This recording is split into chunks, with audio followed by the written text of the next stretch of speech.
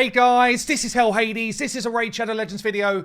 Guys, we've had some info drop in game. I thought I'd give you my thoughts on it, tell you how I'm going to react to it, and also, I guess, give you a bit of a watch out for what's coming over the next few days. So in the news here, we've just had some more end of winter activities. Can you guess what they might be? So we know we've got a 2 times chance to get legendaries from Ancient over the weekend. And alongside that, they're doing this kind of 10 times on Harima, yeah? Which is cool. It's cool. The additional chance to get legendaries from Ancients is particularly good if you also need good epics. Yeah, I've been looking at some of the math with Senti, who's one of the math geniuses of the community. He's actually been calling it out that this isn't as great a time to pull shards as we always used to think it was. In fact, compared to a guaranteed legendary from shards, this is nowhere near as good. So it's an interesting take on it. Also kind of saying, you know, our YOLO accounts on the free-to-play, we're surprised how many legendaries we've got. And, you know, he's basically said, unless you're expecting to pull lots of shards, there's not a huge difference between the YOLO mentality and saving for 2 times, which I guess take it as you want. Obviously, make your own decisions on that. But definitely was some interesting number crunching. I think Nubkex has actually done a couple of cool videos on it as well, if you want to check out some of the math behind it. So they're also saying here, yeah, we've got the extra chance to pull legendaries over this weekend from Ancients. The chances of summoning epic and legendary champions from Sacred and Void are just as normal. But then we go on to a kind of tournament they're running alongside this. Now, this is where you will find brutal things happening if you particularly are going all in for stuff, yeah? We're going to have a champion chase tournament. Okay, so champion chase means that you get points from fusions you've had sitting around. You get points from, I don't know, pulling champions out of the market, pulling champions, finding champions in stuff like campaign. You get points for summoning legendary champions that you've saved up from Doom Tower. All of that type of stuff. They all give you points, okay? So first place in the leaderboard, depending on your level, if you're level 1 to 50, there's a Tylesia. If you're level 51 to 80, there's a Shemnath. And if you're level 81 to 100, there's a Corvus to Corruptor. I'll go through those champions in a second, actually. But it's kind of cool in a way, but obviously also only one probably in 100. It might be 1 in 250 are going to get these champions. Yeah. Now, if you are a level 1 to 50, and you're playing alongside this kind of like free-to-play challenge in the same way that we did, where actually you might be coming up to your first few sacred shards, you might be coming up to the first group of shards. There's a chance you could win. Yeah, you could win. That totally depends on who else is in your group. It is not in your control whether you win or not. Okay, and this is the watch out. All of these, doesn't matter what level you are actually, you're more likely to come up against Krakens and whales if you're a higher level. But if you are a level 1 to 50, you've got a chance to win. In fact, Odd One Gaming won his last one of these, and he won a feast. He didn't win a champion, but he won a feast as a free-to-play in this kind of stuff that we're doing right now. So he did win a group like this, but with a champion in the mix, it's probably more likely that people are going to pull out a credit card to try and get it. Now, the legendaries are not like crazy OP. In fact, I feel like Shemnath might be the better pickup versus Shemnath and Corvus, honestly. There's also going to be, following that, a champion training tournament where you could win a skin. So you could win either the Scylla the Drake skin or the Trunda skin. The first place in the group will get Syl. And then if you're in one of the top 5, you'll get Ice Drake Trunda. I like that they've pulled it down to top 5, honestly. It's still, it's a cosmetic, it's a skin. Some people love this stuff, some people do not. If you are first in your group, and everyone obviously gets a Syl, so I guess it's more relevant. But you can pick up this Syl skin. I do like it. It's a cool skin. I don't have it. Do I have this one? No, I don't think I've got any Syl skin on my main, actually. But yeah, it's pretty cool. And obviously, champion training is always good to do.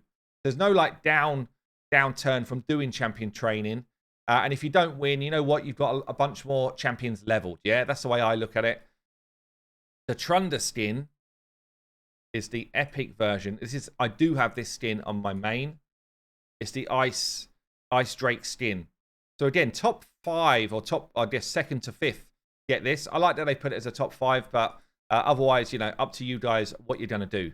Now let's have a look at these champions then. So Tylesia, I think she's in here, is she? No. She's in here.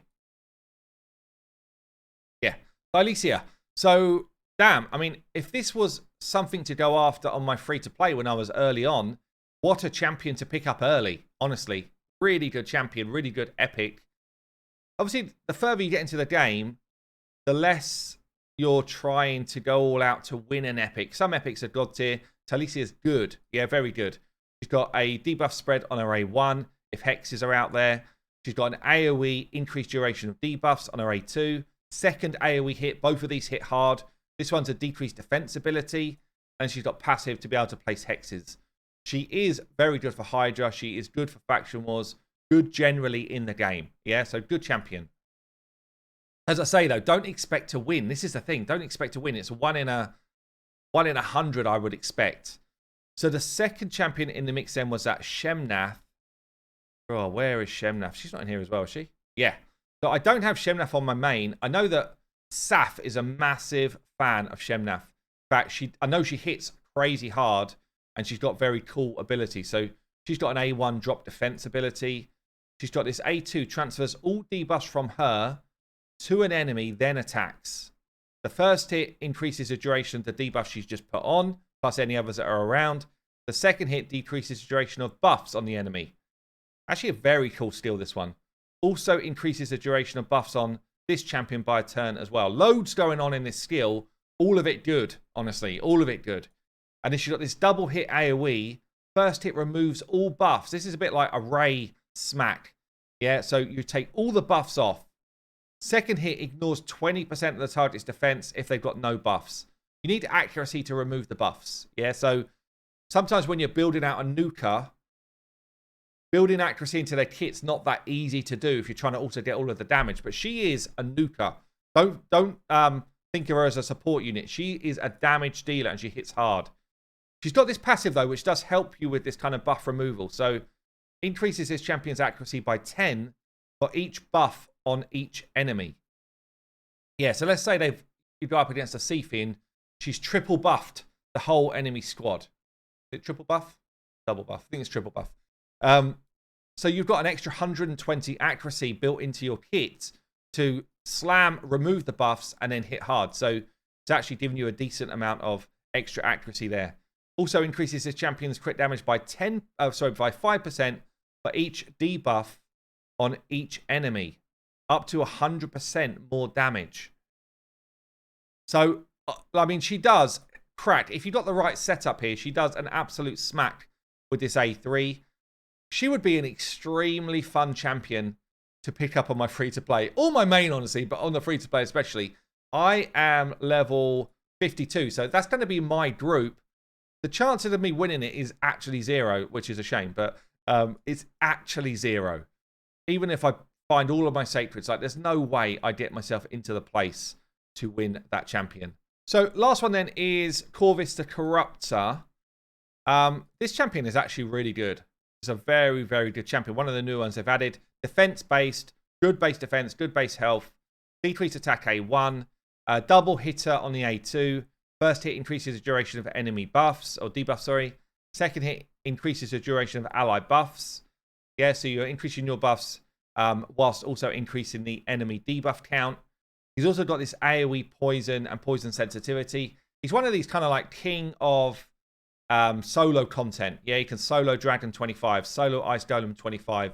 He's also just kind of generally going to be good in the game. And he's got this passive here as well. So decreases the damage enemies under poison debuffs inflict. So it's basically damage mitigation for your team or for just him if he's on his own doing solo stuff. So yeah, he's up there as one of the best solo champions in the game. Increases ally defense in all battles as well.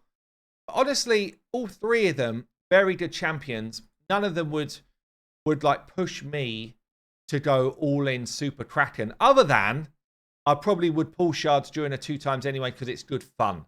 Yeah, that's kind of it. And if you're in a group where somehow you come out on top, fine, well done. I wouldn't go any type of crazy over this type of event. But there you go, guys. I will be streaming with Lady H on YouTube tomorrow, doing viewer shard pulls. Yeah, we're going to be doing ancient viewer shard pulls. Come and join us for that. There'll also be giveaways on that stream. Gems, shards, books, all sorts of really good stuff. So come and join us for that. Yeah, otherwise, guys, have a good day. I've been Hell Hades. I'll see you later.